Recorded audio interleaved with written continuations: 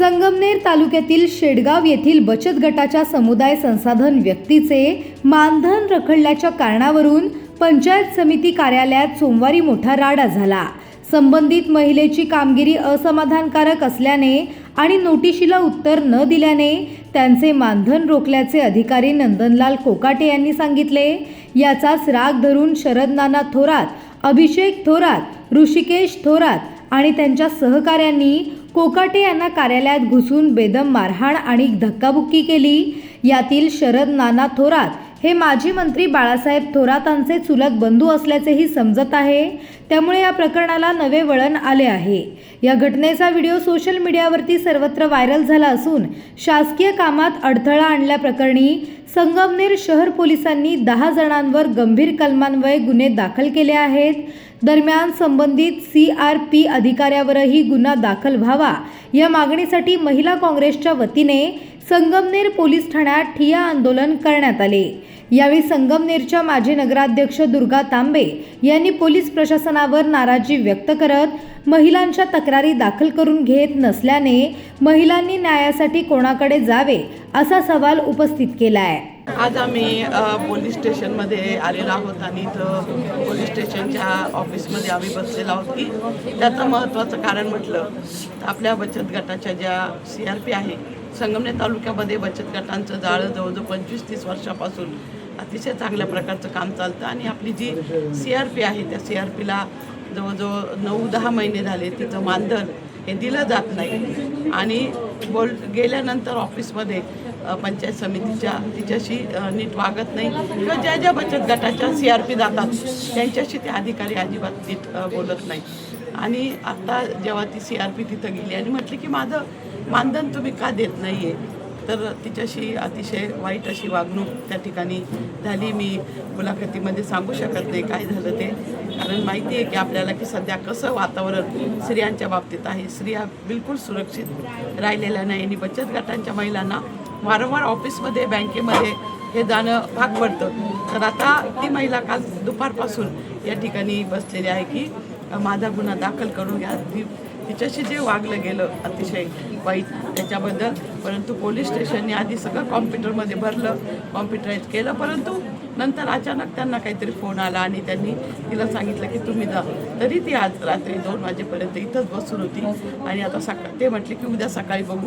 ती सकाळपासून इथं आली, परंतु तिचा तो जो गुन्हा आहे तो नोंदवला गेला नाही। उलट तिच्या आणि त्यांच्यात विरोधी दुसऱ्यांनी ज्यांनी गुन्हा नोंदवला आणि अजिबात आता सगळ्या महिला सगळ्या गोळा झाल्या आणि सगळ्यांनी इथं पोलीस स्टेशनला आग्रह करतात की तुम्ही फक्त गुन्हा दाखल करा। जर तिची चूक असेल काही तर ठीक आहे, ज्याची चूक आहे त्याचा गुन्हा आधी दाखल केला, मग महिलांनी जगायचं कसं हा मोठा प्रश्न निर्माण झाला। आता महाराष्ट्रामध्ये 8-10 दिवस झाले आपण प्रकरण बघतोय, हे प्रकरण सुद्धा असंच दाबलं गेलं, हे कुठंही त्या महिलांनी दिलं नाही। एका महिलेनी शेवटी तक्रार केली तेव्हा सगळं ते उघडकीला आलं आणि असं जर वारंवार झालं तर महिलांनी जगायचं कसं, मुलीला जन्म द्यायचा का नाही। घोषणा तर भारी आहे, बेटी बचाओ बेटी पढाओ, मुलीला जन्म द्या, परंतु इथं जगणं हे मुश्किल झालेलं आहे। तेव्हा मला असं वाटतं की हा गुन्हा दाखल करून घेतला पाहिजे, कारण तिला तशी वागणूक मिळालेली आहे आणि अशी वागणूक अनेक महिलांना मिळालेली आहे। आता एक करून एक येत आहेत, अजून तर खूप जण येणार आहे आणि निश्चितपणे हे जे आहे हे पोलीस स्टेशन आमचं ऐकून घेत नाही।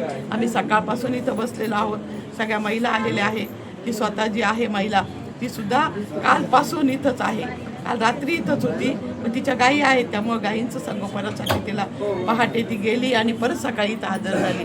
असं असताना हा गुन्हा दाखल केला पाहिजे। हा गुन्हा दाखल होऊ नये म्हणून कोणी प्रयत्न करतं का हे सुद्धा झालं पाहिजे। आणि मग संविधान काय, शिक्षणाला महत्त्व काय, काहीच शिल्लक राहिलं नाही। लोकशाही ही शिल्लकच राहिली नाही, सगळं काही विकलं गेलेलं आहे। अगदी म्हणजे मीडिया पण विकली जाते, सगळंच विकलं जातं, सगळंच हे होतं आणि त्यामुळं महिलांना न्याय मिळत नाही। हे जर प्रकरण बाहेर आलं नाही तर पुढं अनेक महिलांना अशा गोष्टींना सामोरं जावं लागेल आणि आत्ता जे खराचं प्रकरण झालं असं प्रकरण परत होईल। तर आज आम्हाला न्याय मिळालाच पाहिजे। या ठिकाणी साहेबांनी गुन्हा दाखल करून घ्यावा अशी आम्ही सगळ्या महिलांनी त्यांना विनंती केली की महिलासुद्धा जिला त्रास दिला आणि अनेक महिला आता येत आहेत की कोणी कसा त्रास त्यांनी दिलेला आहे। आता अजून तर खूप प्रकरण बाहेर येणार आहे, तेव्हा गुन्हा दाखल करून घ्यावा एवढीच आमची विनंती आहे. आणि न्यायालय न्याय देईलच ना. तुम्हाला काय फक्त गुन्हा दाखल करा. महिलांचा गुन्हा दाखल करून घेतलाच जात नाही, त्यांच्यावर अजिबात विश्वास ठेवला जात नाही. मग महिलांनी जगायचं कसं, न्याय मागायचा कुणाकडं?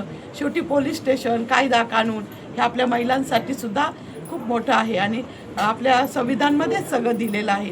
तेव्हा एवढीच विनंती आमची की तुम्ही तेवढा गुन्हा दाखल करून घ्या. आम्ही बाकीचं काही म्हणत नाही तुम्हाला. काल पंचायत समितीमध्ये शासकीय काम करत असताना तालुका अभियान व्यवस्थापक नंदलाल कोकाटे जे उमेदचे तालुका अभियान व्यवस्थापक आहेत त्यांना काही गटांनी मारहाण केलेली आहे. त्यांच्या दर्जाबाबतचे व्हिडिओसुद्धा मोठ्या प्रमाणावर व्हायरल झालेले आहेत. त्या अनुषंगाने संगमनेर शहर पोलीस स्टेशन येथे गुन्हा दाखल झालेला आहे. तसंच या प्रकरणी मारहाण करणाऱ्यांपैकी 2 आरोपीही अटक करण्यात आलेले आहेत. सदरच्या जी तक्रार आहे त्याविषयी सुद्धा योग्य ती शहानिशा करून योग्य ती कारवाई करण्यात येईल.